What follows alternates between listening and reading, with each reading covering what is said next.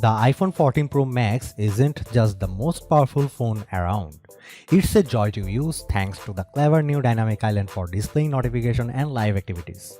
Apple's largest Pro model also delivers fantastic cameras including a new 48 megapixel main shooter and always on display compelling action mode for video and obscene battery life. It's pricey, but it's also the best phone money you can buy. The iPhone 14 Pro Max has the upgrades I was waiting for, and one I didn't know I needed. Yeah, the always on display is well overdue, but the biggest upgrade is actually Dynamic Island, delivering alerts and live activities like cue music, turn by turn directions, timers, and Face ID animations. It's clever and I admit it's just fun to use. When I picked up the iPhone 14 Pro Max for the review, I noticed two things immediately. The first is that the notch has been replaced by a P-shaped cutout, and the second is that the camera bump is even bigger. All three camera lenses on the back of the iPhone 14 Pro Max are larger, as is the flash, so this area takes up a lot of room. This is also a slightly heavier and thicker phone than its predecessor. The iPhone 14 Pro Max measures 6.33 by 3.05 by 0.31 inches and weighs 8.47 ounces compared to 6.33 by 3.07 by 0.3 inches and 8.46 ounces for the iPhone 13 Pro Max. There are 4 color options for the iPhone 14 Pro Max: deep purple, silver, gold, and space black. I am partial to the deep purple as it pops the most, and that's the one I tested out for this review. I continue to appreciate the matte glass back and color matched polished steel sides Apple uses for its Pro phones. The overall look is elegant if a bit too familiar, with the same IP68 water resistance. What's missing?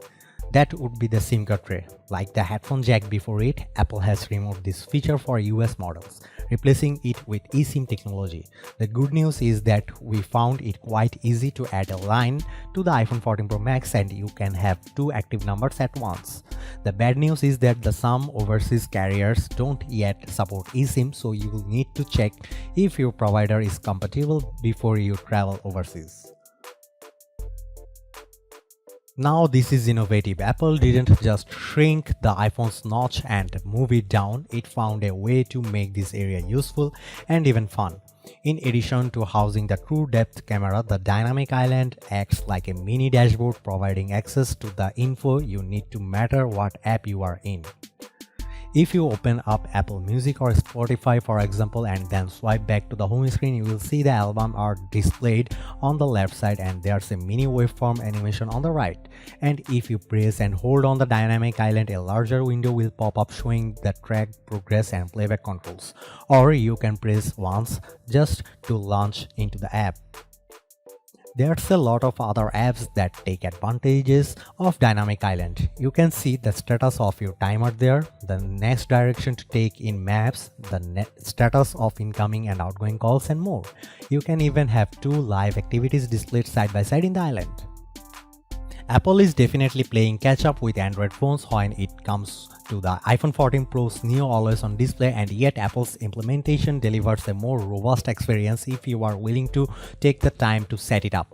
Because the iPhone 14 Pro Max's display refresh rate can scale all the way down to 1 Hz, Apple designed its AOD to essentially mirror the lock screen but at a much lower brightness level, so you can still see your wallpaper lock screen widgets like weather, calendar, and activity ring and notifications coming through. The always on display is smart enough to turn off if you put the iPhone 14 Pro Max in your pocket or upside down on a table. I personally appreciated having the always on display for simply displaying the time without having to fully turn on the display, as my dogs usually see that as a sign they can go outside no matter the time tonight. In a way, I prefer the simplicity of the Pixel 6 and Galaxy S22 Ultra with their always-on display showing just the basics like time, battery status, and notifications. But I like that there's more customizations option for the iPhone 14 Pro Max. Otherwise, the iPhone 14 Pro Max's Super Retina XDR display is amazingly bright and vivid. In fact, this panel is rated for up to 1600 nits of brightness with HDR content and 2000 nits outdoors in bright sunlight. This panel dazzled as I zoomed in on footage of a fountain as I could make out the drops of water hitting the pool below and creating a fizzy bounce of bubbles. And I got lost in a tropical paradise when playing the Air Twister air shooting game with fluid animations to match the 120Hz ProMotion display. Apple has shaken things up with its camera on the iPhone 14 Pro Max, offering a 48 megapixel wide sensor for the first time. By default, the sensor will group every 4 pixels in a quad pixel and optimize for better light capture in 12 megapixel photos. But you can go 48 megapixel in Pro RAW mode if you want the most detail possible, which is ideal for cropping in. The 48 megapixel camera also enables a new 2x zoom option that joins the 12 megapixel 3x telephoto zoom lens, but you don't get the higher zoom offered by the Galaxy S22 Ultra's 10x dual optical setup. The iPhone 14 Pro Max also features a new 12 megapixel ultra wide camera that's nearly twice the size, and 12 megapixel true depth camera now offers autofocus along with the faster f1.9 aperture for better low light photos. In fact, better low light performance is a big theme across the board with this phone, as there's photonic engine powered by the A16 Bionic chip that's designed to offer brighter and more colorful photos for every camera. You can shoot 48 megapixel photos, but you first have to enable Apple Pro RAW and set the Pro RAW resolution to 48 megapixel in Settings app.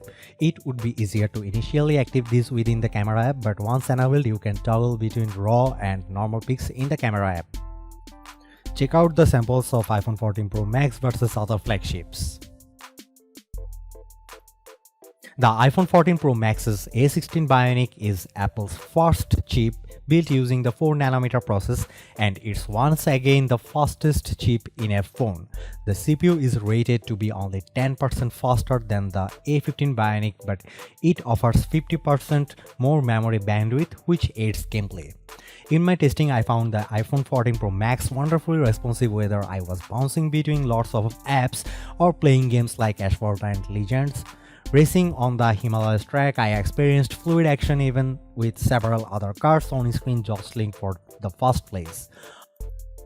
On Geekbench 5, which measures overall performance, the iPhone 14 Pro Max hits 1882 in single core and 5333 in multi-core.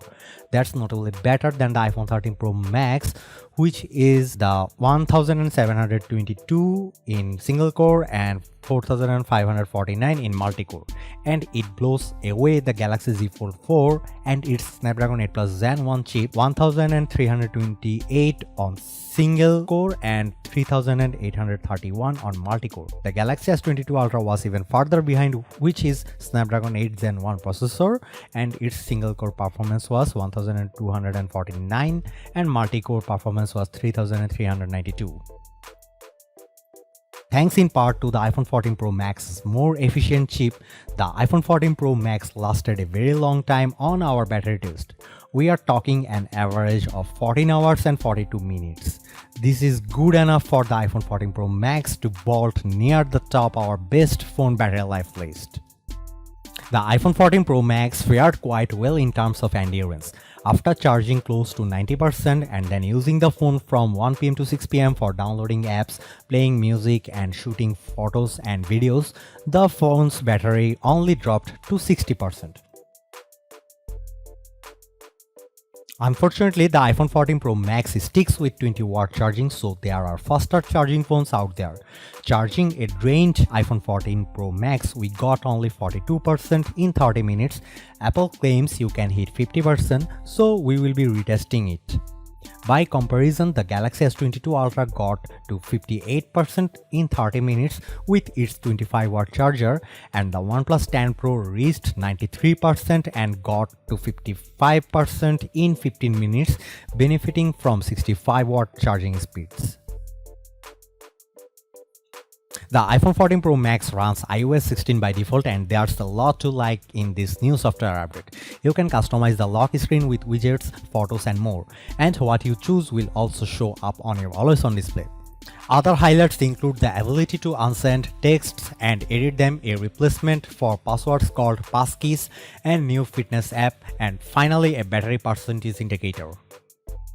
Later this year, iCloud Shared Photo Library will make it easier to share photos with family members.